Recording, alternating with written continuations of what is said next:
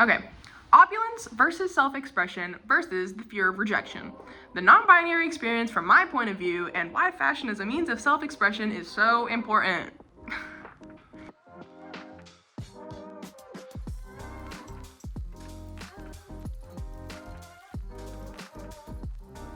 My name is Jules Cullinane. I'm a 21-year-old art major with a concentration in graphic design and a minor in philosophy. I am on the campus activities board at my college, Westfield State University.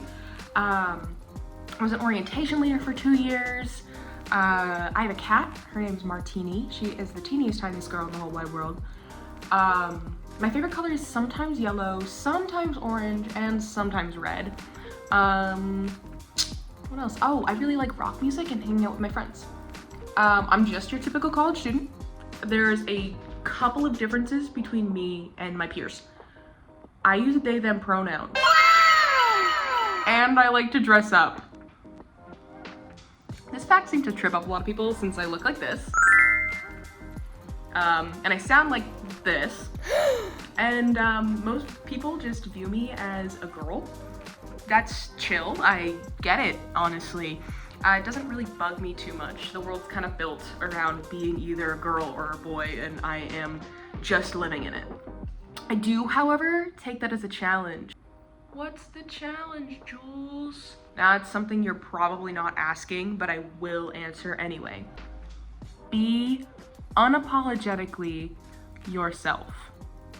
So this first part is going to be my non-binary experience and what it kind of looked like for me, figuring out what that even was. Because it was a journey. And I feel like it's important to talk about that before I get into anything else, so you can better understand where I'm coming from and how I got to the place that I'm at now. So I started toying with the idea of gender around age 12 or 13. Why? Well, I discovered that I could. I got my first iPod when I was 10 years old, you know, like the iPod Touch. And I discovered the great big wide world of the internet. Boo! Womp womp.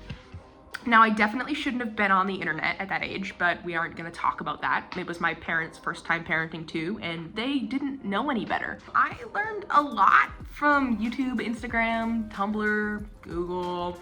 And I don't remember everything, obviously, that I witnessed online, but I do remember a few key things that I found online that were super important to my journey. And one of those people was Miles McKenna. Now, Miles McKenna at the time was going by his dead name and identified as a lesbian.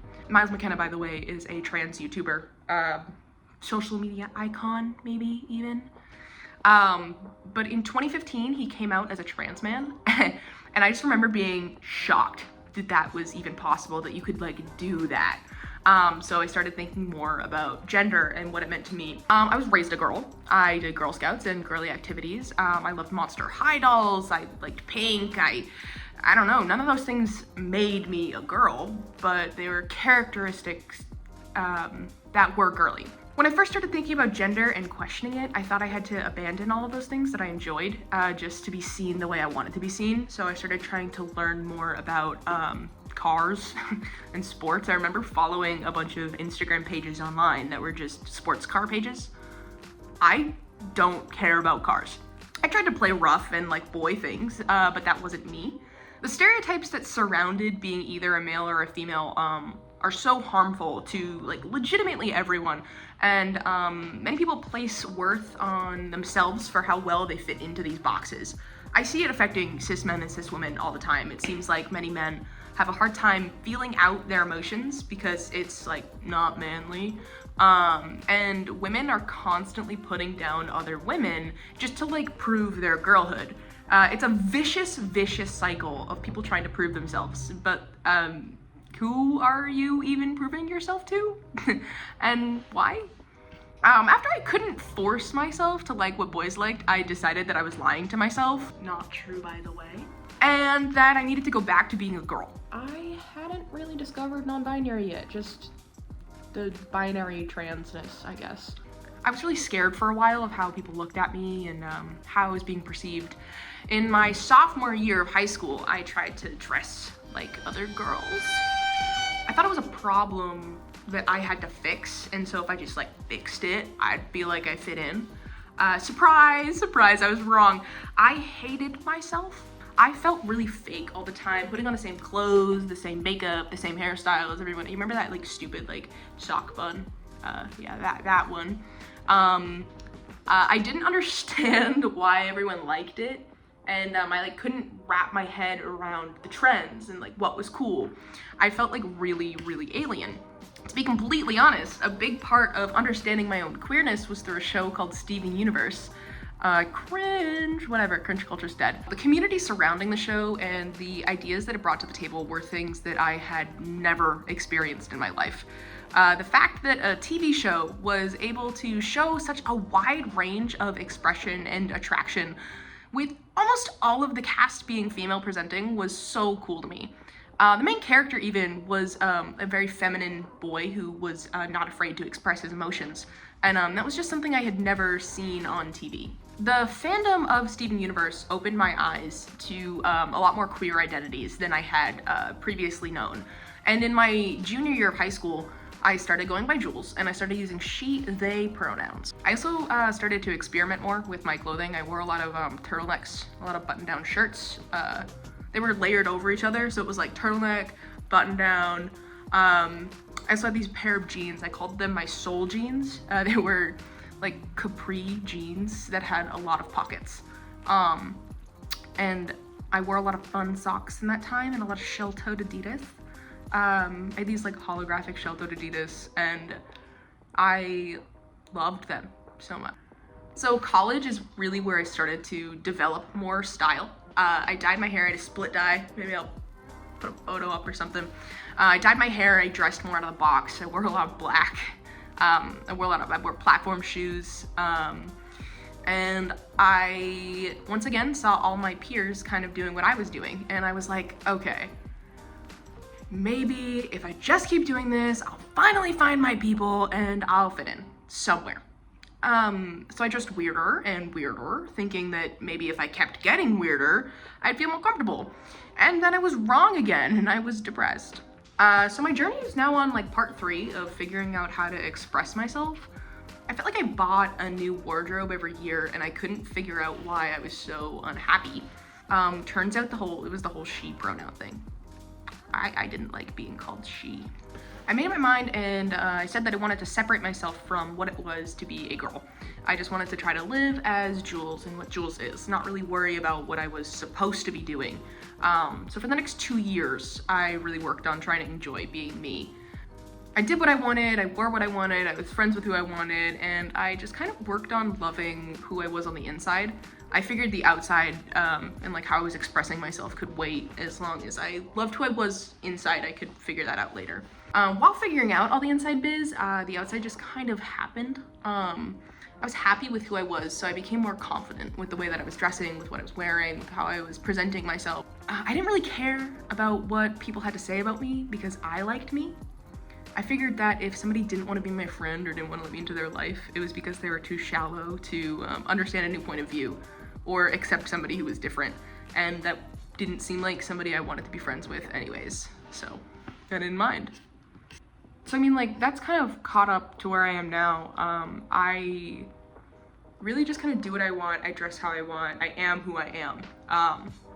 Very much unapologetically. As I stated before, that's how I live now. I'm unapologetically myself, and my journey to discovering my self-expression and my gender was a long one, and one that took a lot of time, but is something that is very important, I feel like, for me to start this conversation off with. I didn't just wake up one day and decide, I'm non-binary and I'm gonna be weird.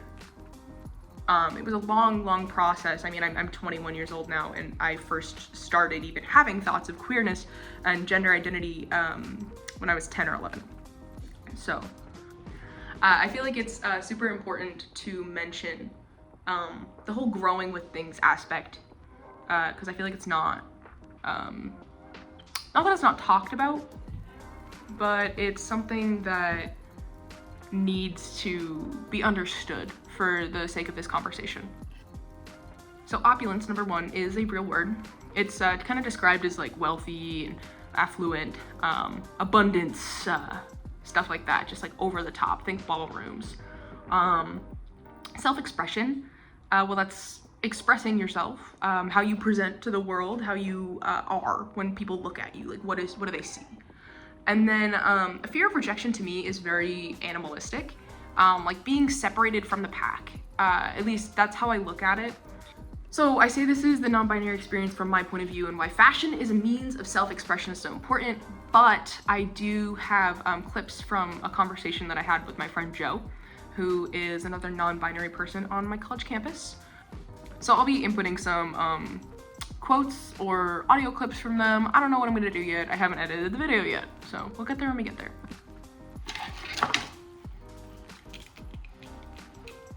So no one can argue with the fact that I have style. Like, you could try to argue with me, but I'm pretty sure you would lose. I do, however, get judged a lot from the way that I dress. I know that because people have told me. It's never been right off the bat when I meet somebody, but when we have been friends for a while, people will say to me, you know, I used to be so scared of you. You were so intimidating. I didn't think I was cool enough to talk to you. And I always found that, and I still find it, to be a little strange because I don't think I'm scary. I do see where they're coming from though. I dress a little bit out there. I know that I do. Like I talked about earlier, it used to be because I wanted to find my people, but now it's more I want my people to find me. I live by the phrase, be unapologetically myself. Fashion is a way that I am unapologetically myself.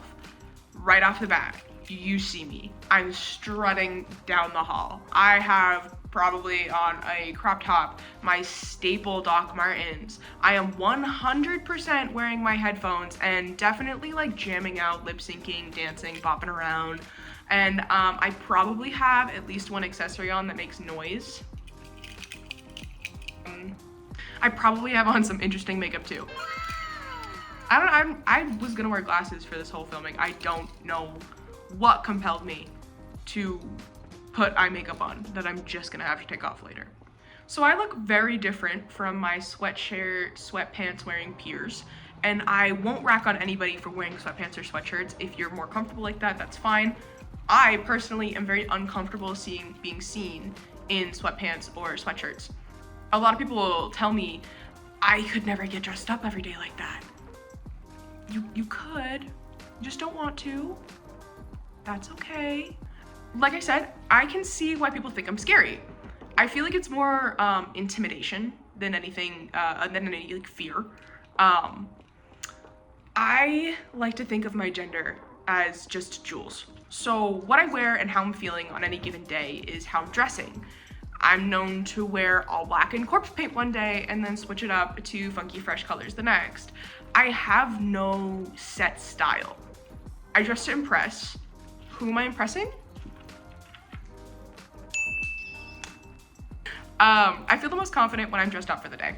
So genderqueer people often come up with ways to describe their gender and style outside of the binary.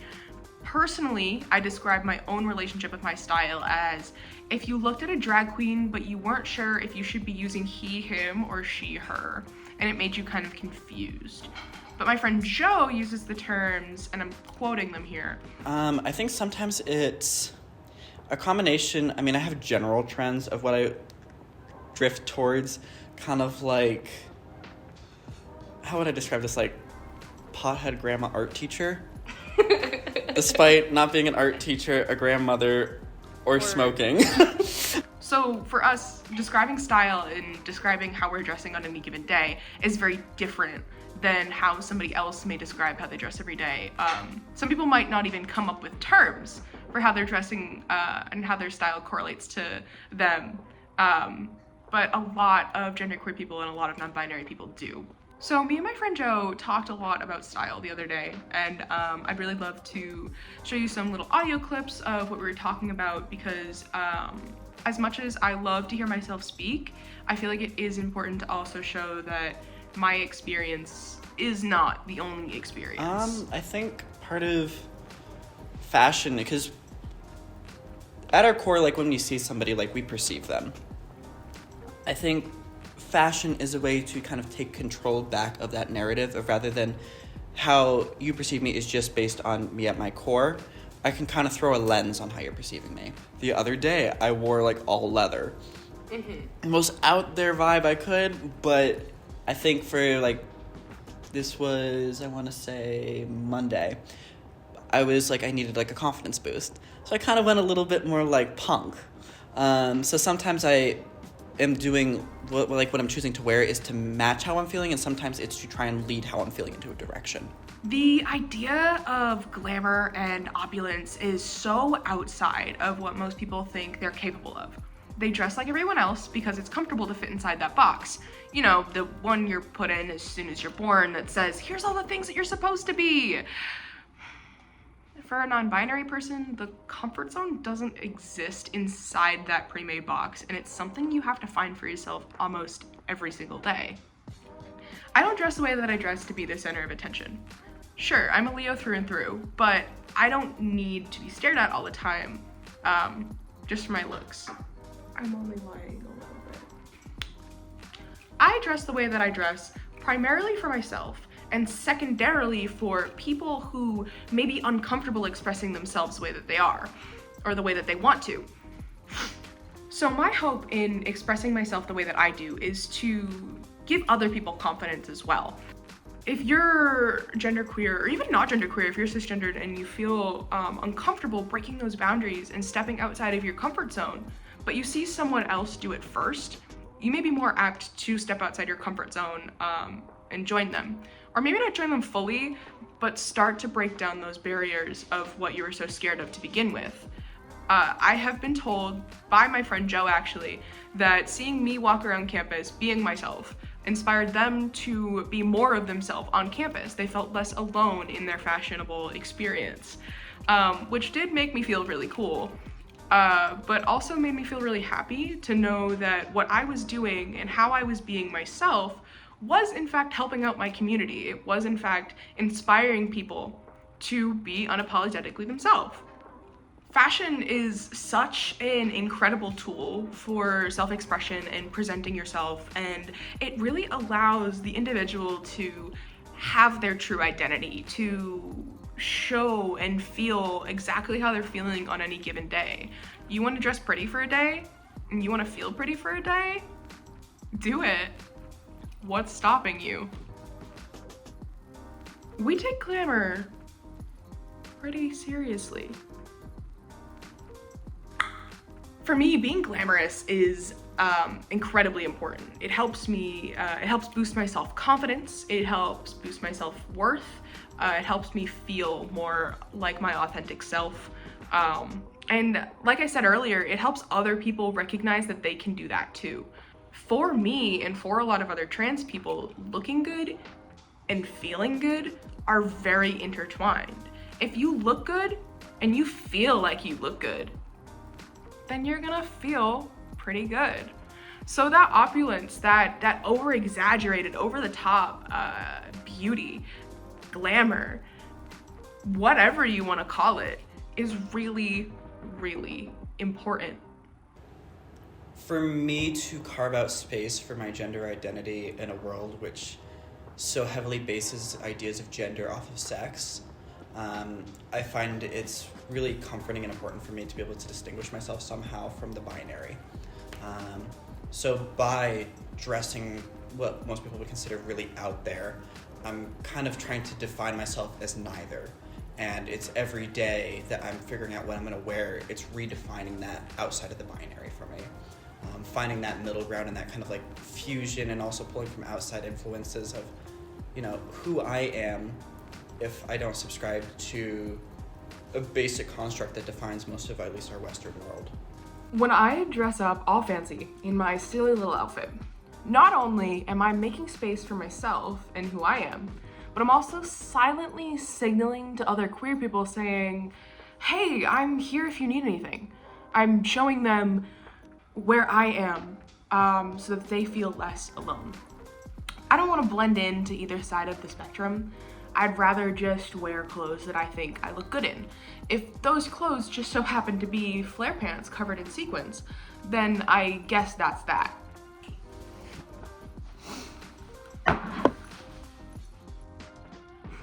Now, I have to start off by saying this is my interpretation of things, and the way that I see things could be different from the way that others see things. But this is my video essay, and you're watching, so I guess follow along. I said it earlier, but I was raised a girl. A lot of what I am going to say is a bit biased due to coming from the more girl side of perspectives. Growing up, I saw girls constantly tearing each other down, like over and over and over again. I would see the same people tear down other girls and people they would call friends, and I never really got why, because that wasn't something I was interested in doing. I wasn't into making fun of my peers. I was more into drawing in my sketchbook or learning how to crochet the same granny square over and over again. This cycle hasn't stopped, and it still continues to this day. I see it all the time on my college campus. The idea of being the perfect girl, or the it girl, or the gym girly, or the manic pixie dream girl, or even the gamer girlfriend seems to like haunt women, and it's almost like they have to prove themselves the best, all while tearing down every other category too. Like, you have to be the perfect it girl, but you also have to make the perfect gamer girl feel like shit. Women are expected to be so nice to everyone, but also be stern, but not too stern, because then you'll have crossed the line and you'll be a bitch. You also have to be pretty, but pretty naturally, none of that fake stuff. And your wardrobe, it has to be in, or else you'll fall behind the trends. But don't support fast fashion. It's an impossible struggle. And you've probably heard a spiel similar to that before in a movie called The Barbie Movie, which is a cool little intro to feminism, if you didn't know. It's a really great speech. If you haven't heard the speech in the Barbie movie, I suggest you go listen to it. It was really cool for me to hear, at least in theaters. I guess what I said is kind of loosely based around that spiel, but it is really real, and it is something that I still see happening and even still experience to this day. As I expanded the people that I was hanging out with though, and I was making friends with more guys, I saw huge pressures there too. It was like they all had this secret that they were trying to prove, but no one knew anyone else's secret, just that it could be better than their own secret. I also found men to be a bit scary, since their anger was much louder than the anger that I experienced around women. I came to find out, men don't often get emotional support from other men. Anger and sadness are super linked, so if you struggle to deal with one, the other is going to be hard to wrangle. Because crying and being upset is looked at as not manly, a lot of young boys don't learn how to regulate those hard to process emotions. There's all this pressure on men to be so strong all the time, both physically and mentally. You need to take care of everyone and never let anyone take care of you. You should be able to handle it all, and don't let anyone tell you what to do or order you around. You should be able to do it alone. Not really though. That's a lot of pressure on both sides. Men and women alike seem to have these impossible standards on them that only hinder their true potential. I did and still do enjoy stereotypically girly things. I loved playing with my dolls, specifically my Monster High dolls. I liked princesses dressing up in princess dresses. I liked putting on makeup. I liked wearing pink, and honestly, I still like those things. I don't think it's fair to take away the things that I like for the sake of androgyny. That would defeat the entire purpose of being my truest self. I sometimes even find the label of non-binary to be a little bit scary, but that's because I still struggle with not feeling non-binary enough. I learned very quickly of how powerful the idea of a label is. And especially when you're early on in discovering your identity, how much control that can hold over you. Many people struggle to feel like they are good enough to be a part of their own community. It can be really hard to feel like you belong somewhere, either because of internalized homophobia or expectations set on you. This fear of rejection and fear of rejection from a community that you had to search for is terrifying. What if you're wrong about your identity? Or what if you're not good enough? Where will you go? What will you do? Who can you trust? Those are real fears for some people. They're real for me. I'd be online and I'd see all these photos of non-binary people, and they all looked exactly the same. They were stick thin, skinny, white, short, dyed pastel colored hair, AFAB, blue-eyed people. And I didn't look like that. I never have. And because of how much that image has like stuck in my brain, I've struggled to feel like I'm non-binary enough. I don't want to be seen as a trender or something like that because I still enjoy my femininity, even on days where I feel more masculine. Like, look at my outfit right now. I am having a more masculine presenting day, and I still am wearing makeup, and I still got ready because I enjoy feeling pretty. Enjoying feeling pretty shouldn't strip away anything from my gender identity. If anything, it should feel enhanced because of that. But the idea of the skinny twink like white short hair AFAB person was such an image. It's like I literally can see it in my head, Googling non-binary to figure out what it is. And I was like, I have to look like that. And that's when people will know. Can you give me your take on that? Oh, 100%. Part of it, I think, for me was, I mean, I have my own experiences of, like, my hometown, not to kind of diverge the topic a little bit, I'll come back to it, which was very predominantly white. Where in multiple lines of conversation, teachers and students would say that I was a person of color. Are you? I'm mixed, but definitely more on the white end. Okay. It's mostly because, well, the predominant part of my mom's heritage is Portuguese biologically. So there's a little bit more, if you know, you're Mediterranean, a little bit more tan skin. And I can understand how that can throw some people, but also some of the things that they would throw, you know, they would call me, you know, red, which is a slur for Indigenous Americans related to the scalping. That's why they would call them red.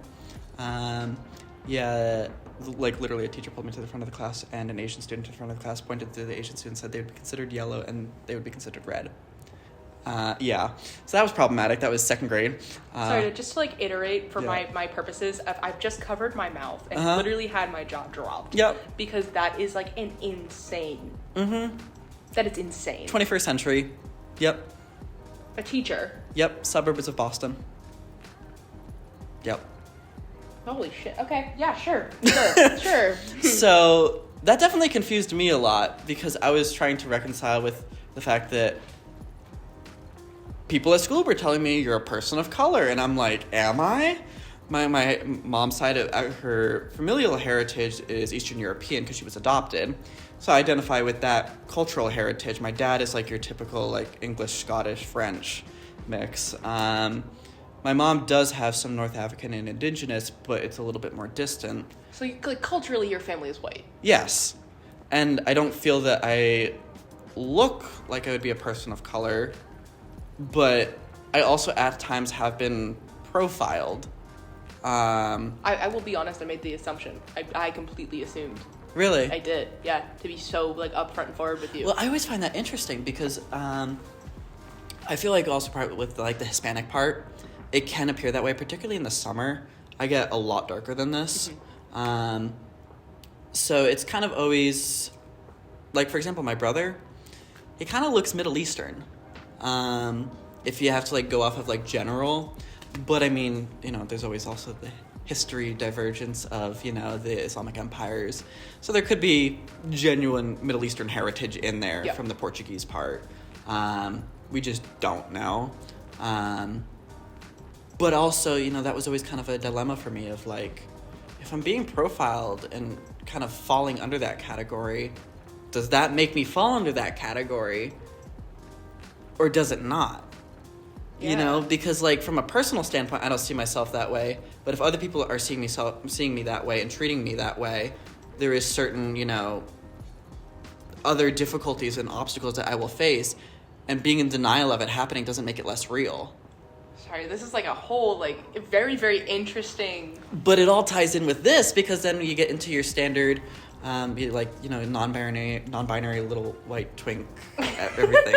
And I'm sitting there like, I don't even know what racial category I fall under. I've been told I'm Native American. I've been told I'm Middle Eastern. I've been told I'm European. So I don't know that part. I can grow body hair like crazy. I mean, I had a mustache in like 7th or 8th grade. So I'm like, what the fuck is going on? You're just a confused little kid, like out the wazoo. Exactly. But then not being comfortable with that and then starting to dissect why. Like, for example, wearing like a skirt. Why would I be uncomfortable with that?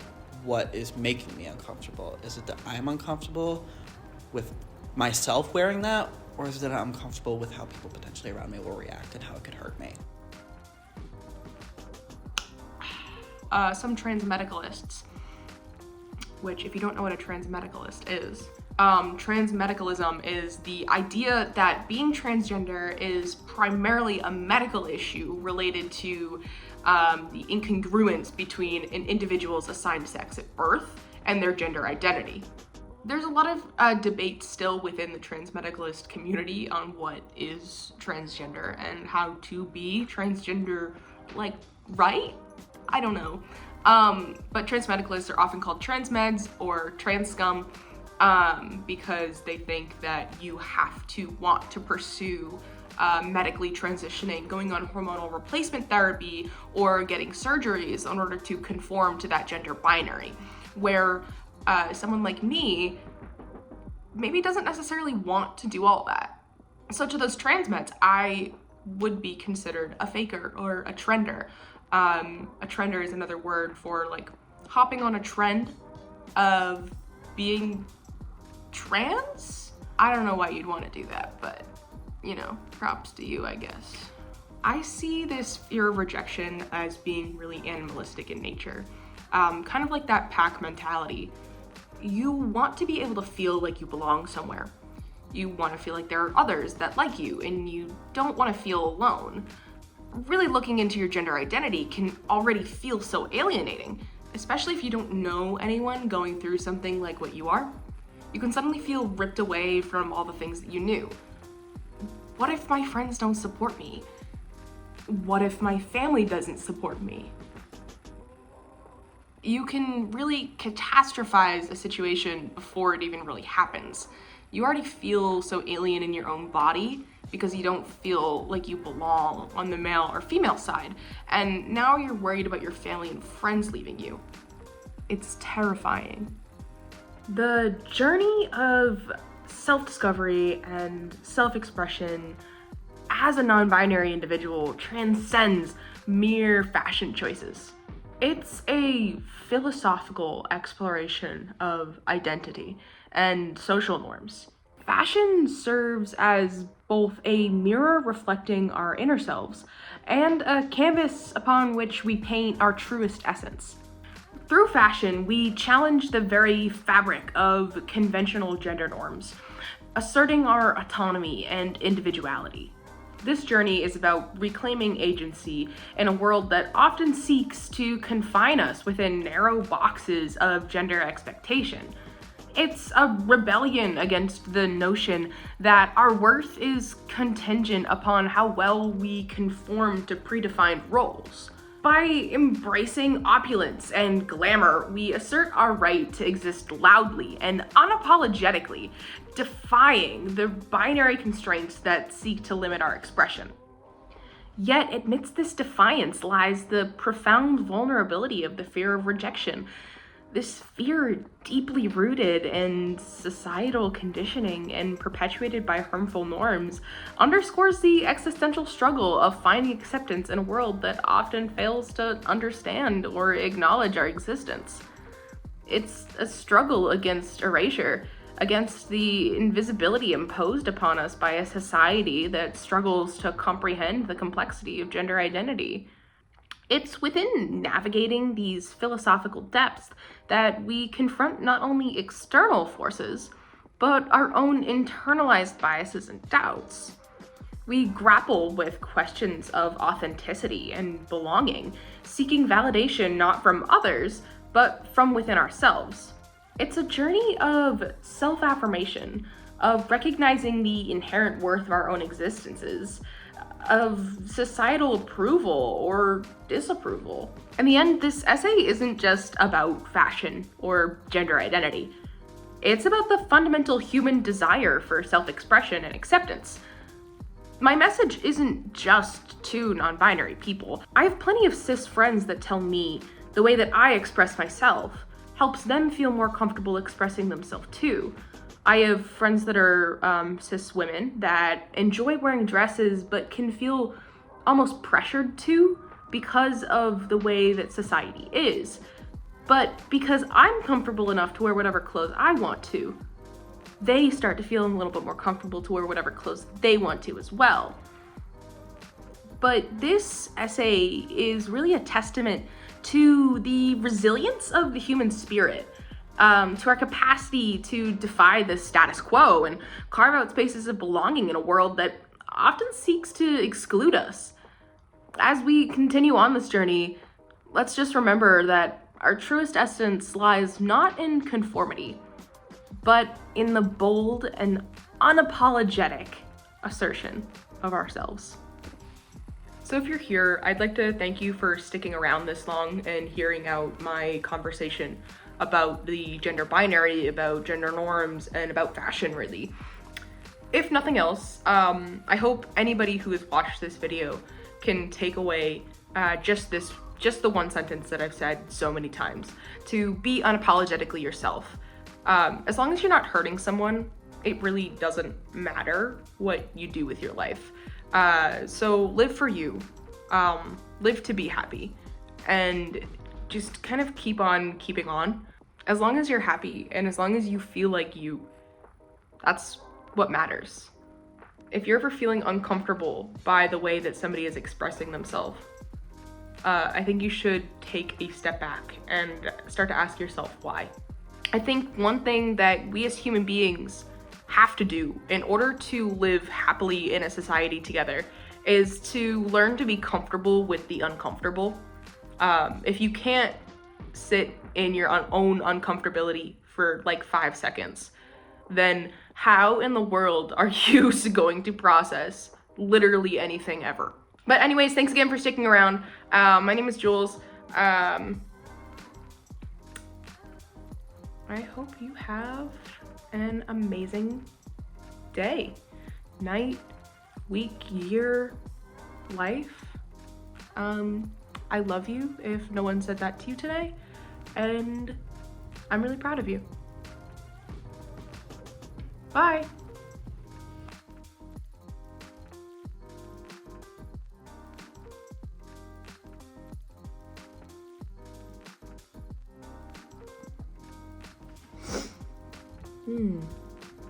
I don't know how to make a YouTube video.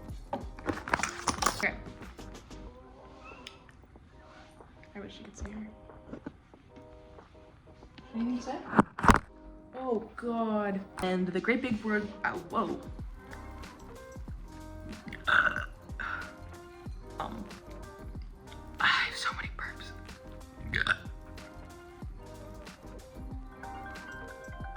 My friend is FaceTiming me.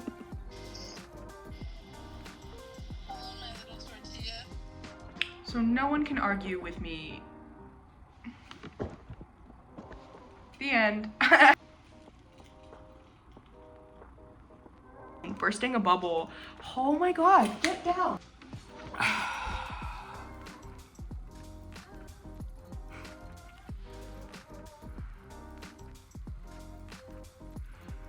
So, what was the point of that? So, in conclusion, I hate that. I want to do